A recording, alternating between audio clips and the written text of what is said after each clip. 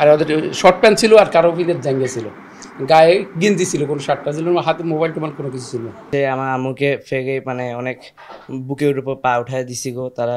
আমার বাবাকে কোপ দিছি গো অনেক গুগা, মানে 2-3টা বড় বড় কোপ। আমার মাথার এই পাশে চাপাতি দিয়ে একটা কোপ দিছে, বলছে যে বেশি কথা বললে গলা কেটে ফেলবো, নাহলে গুলি করে ফেলবো। আমরা রয়েছি মুগদা থানাধীন গ্রিন মডেল টাউন, যেটি আমিন মোহাম্মদ ফাউন্ডেশনের একটি প্রজেক্ট। এই প্রজেক্টে যেই জায়গাটিতে এই বাসাটিতে আমরা রয়েছি, এই বাসায় একটি দুর্ধর্ষ ডাকাতির ঘটনা ঘটেছে।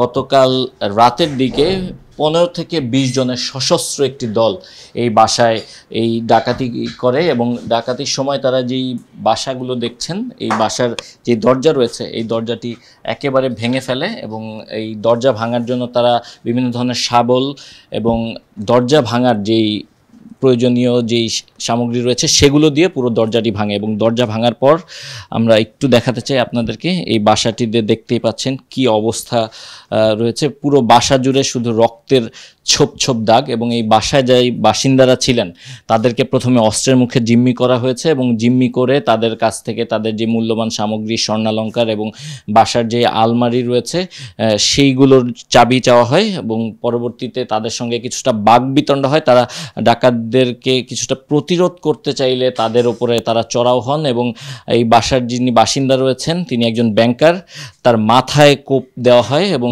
মাথায় কোপ দেওয়ার পর তার প্রায় 23টি সেলাই লাগে, এবং পুরো ঘর জুড়ে দেখতে পাচ্ছেন রক্ত আর রক্ত, এবং রক্তের ছোপ ছোপ দাগ, প্রায় প্রতিটি জায়গায় রক্তের দাগ। দেয়ালের যে টাইলসগুলো রয়েছে সেই টাইলসগুলোতেও রক্তের দাগ, অর্থাৎ প্রচণ্ডভাবে নৃশংসভাবে তাদেরকে আসলে আঘাত করা হয়েছে। এবং এই দেখতেই পাচ্ছেন পুরো ঘরটিকে আসলে তছনছ করা হয়েছে, এবং ডাকাতির সময় তারা তাদেরকে অস্ত্রের মুখে জিম্মি করে রেখেছিলেন, এবং ঘরের যে মূল্যবান আসবাবপত্র এবং মূল্যবান যে সামগ্রী অর্থাৎ স্বর্ণালঙ্কার এবং যে নগদ টাকা সেগুলো নিয়ে যাওয়া হয়েছে। এবং ঘরের যে বাসিন্দারা রয়েছেন সেই বাসিন্দারা সে সময় তাদেরকে আসলে কাকুতি মিনতি করেছিলেন, এবং তারা বারবার বলছিলেন যে তাদের যে মূল্যবান সামগ্রী রয়েছে সেই সামগ্রী তারা দিয়ে দিবেন, কিন্তু তারপরও তাদের উপরে তারা চড়াও হয়েছেন। আমরা একটু এই বাসার যে বাসিন্দা রয়েছে তার সঙ্গে একটু কথা বলতে চাই যে কি হয়েছিল আসলে, এবং তারপরে এত রক্ত এখানে কেন? কারণ হচ্ছে মানে তারা এসেই মানে তাদের যে অস্ত্রগুলো দিয়ে মানে আমার মা বাবার উপর মানে নৃশংসভাবে শুরু করে দিছিল। মানে অনেক মানে জোরে জোরে মারছে, আমার মায়ের প্রায় হাত ভেঙে দিছে, আবার বাবার পিঠের মধ্যে ওই যে রডের দাগ, মানে অনেক মোটা মোটা রড দিয়ে মায়ের মেরে পুরো একেবারে অবস্থা খারাপ করে দিছে, পিছনে পুরো গায়ের দাগ হয়ে গেছে।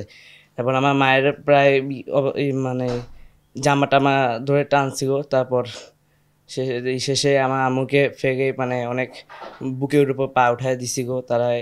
তারপরে এক টানে আমার মায়ের আংটি খুলে ফেলছে এবং চেইন ভেঙে নিয়ে গেছে। এবং আপনার বাবাকে মনে হয় কুপিয়েছে? হ্যাঁ, আমার বাবাকে কোপ দিছিল অনেক গুগা, মানে 2-3টা বড় বড় কোপ, যার জন্য মানে প্রায় 23টা শিখাই রাখছিল। আবার নাকের মধ্যে অনেক জখম করছে।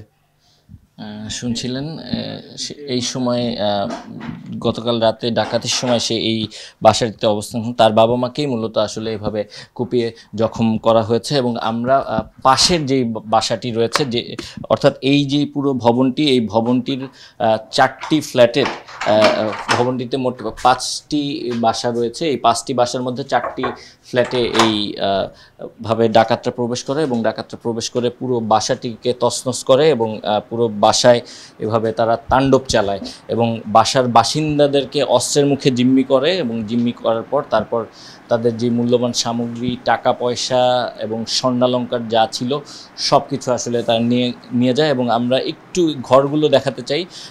এই পুরো ঘরটি আসলে তারা তছনছ করে, এবং এখানেও এই যে পাশের ফ্ল্যাট, এই পাশের ফ্ল্যাটের যে বাসিন্দারা রয়েছেন তাদের ঘরে ঢুকে তাদেরকেও আসলে কুপিয়ে জখম করেছেন। এবং আসলে এই যে জায়গাটি রয়েছে, যেই জায়গায় আসলে এই মডেল টাউনটি, এই আশপাশে আসলে জনমানব শূন্য বলা যায়, কারণ অনেকেই আসলে এখানে এখনও বসবাস করেন না। এ কারণেই আসলে ডাকাতরা এই সুযোগটি নিয়েছে এবং মূলত 15 থেকে 20 জনের একটি সশস্ত্র ডাকাত দল এই বাসাটিতে প্রবেশ করে এবং রাতের বেলা তারা দেশীয় অস্ত্রশস্ত্র নিয়ে প্রবেশ করে এবং এ সময় তারা নিচের যে দারোয়ান রয়েছে সেই দারোয়ানকে বাসায় ঢুকেই প্রথমে তাকে জিম্মি করে এবং তার হাত পা বেঁধে ফেলে এবং পরবর্তীতে তার চোখ বেঁধে ফেলে এবং তাকে অস্ত্রের মুখে জিম্মি করে রাখে এবং বলে যে যদি চিৎকার করে তাহলে সেক্ষেত্রে পরবর্তীতে তাকে মেরে ফেলার হুমকি দেয়। এবং তার পরপরই তারা পর্যায়ক্রমে এই বাসার বিভিন্ন তলায় তলায় গিয়ে এই ধ্বংসযজ্ঞ এবং এই যে নৃশংসতা চালায়। আপনি আহত হয়েছেন এই ঘটনায়, কি হয়েছিল একটু যদি বলতেন? ওরা সর্বপ্রথম আমাদের নিচের সিকিউরিটি ওনাকে আঘাত করে তারপর ওনাকে জিম্মি করে 3 তলায় সর্বপ্রথম পূর্ব পাশে ওনাদের ঘরে ঢুকে তো ওনাদের স্বর্ণালঙ্কার বা টাকা পয়সা যা আছে সবগুলো নেয়। ওনারা ততক্ষণে আমাকে ফোন দিয়েছে যে বিল্ডিংয়ে ডাকাত আক্রমণ হয়েছে। তো আমরা সাথে সাথে যতটুকু পেরেছি আমাদের আশেপাশের যারা আছে গ্রিন মডেল টাউনে তাদেরকে বললাম যে আমাদের এখানে ডাকাত ছিল, গ্রুপে জানানো হয়েছে। আর আমি, আমার আব্বু, আমার বোন যতটুকু পারছে আমরা গেটটাকে যেভাবে আটকে রাখতে, তো ওরা চাইনিজ কুড়াল, পিস্তল, রামদা বড় বড় আর চাপাতি নিয়ে গেট ভাঙা শুরু করছে। তো এক পর্যায়ে আমরা ব্যর্থ হয়ে গেট যখন খুলে ঢুকেছে তখন সাথে সাথে আমার বাবার বাম হাতের এই সাইডে রামদা দিয়ে 2-3টা বাড়ি দিছে আর আমার মাথার এই পাশে চাপাতি দিয়ে একটা কোপ দিছে। বলছে যে বেশি কথা বললে গলা কেটে ফেলবো, নাহলে গুলি করে ফেলবো বলে এদিকে এসে আমাদের এখানে অনেক টাকা ছিল, টাকার সাথে স্বর্ণালঙ্কার এগুলো নিয়ে বলছে যে আমরা এখন পাশের ফ্ল্যাটে চাই, যদি কোনোভাবে পুলিশকে জানানো হয় এখানে লাশ ফেলাই দেবো বলে সাথে সাথে পাশের বাসায় গেছে।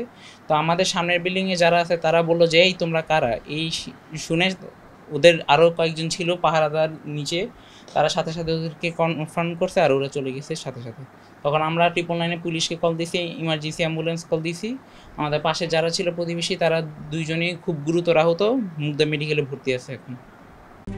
RICL TMX, যুগের পর যুগ স্থাপনা থাকে মজবুত।